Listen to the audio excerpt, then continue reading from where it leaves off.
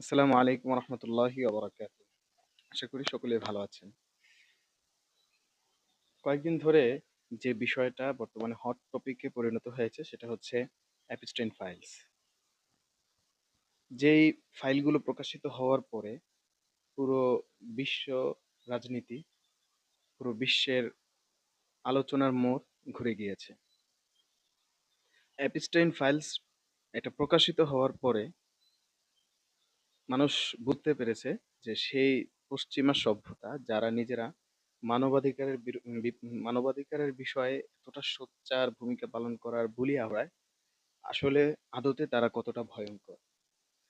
আফসোসের বিষয় হচ্ছে আমরা যারা পশ্চিমাদের কালচারগুলোকে খুব বেশি ভালোবাসি, তাদেরকে উন্নত বলি, তাদেরকে আমরা সভ্য জাতি বলি, আজ আমাদের সামনে এই বিষয়টা একেবারে স্পষ্ট হয়ে গিয়েছে যে আসলে এই সভ্যতার আড়ালে, এই সভ্যতার মুখোশের ভেতরে আসলে কি নির্মম বাস্তবতা লুকিয়ে আছে।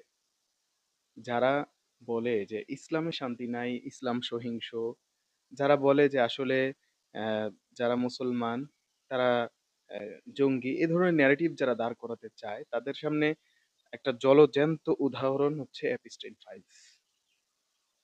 বিশ্বের সকল নামি দামি ব্যক্তিত্ব, রাষ্ট্রপতি, প্রধানমন্ত্রী থেকে শুরু করে বিলিয়নার টিলিয়নার থেকে শুরু করে ক্রিকেটার, ফুটবলার, বড় বড় তারকা, সকলেই সকলেই জেফ্রি এপস্টাইনের সাথে চুক্তিবদ্ধ ছিল।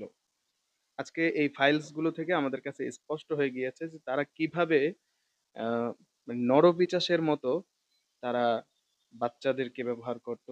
তারা এক অসুস্থ উন্মাদনায়, অশ্লীলতায় মেতে থাকতো।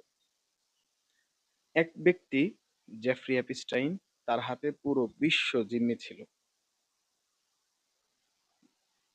আমেরিকার ক্ষমতাধর প্রেসিডেন্ট থেকে শুরু করে ভারতের প্রেসিডেন্ট এবং বিশ্বের বড় বড় ধনকুবের সকলেই এই অসুস্থ খেলায় মেতেছিল।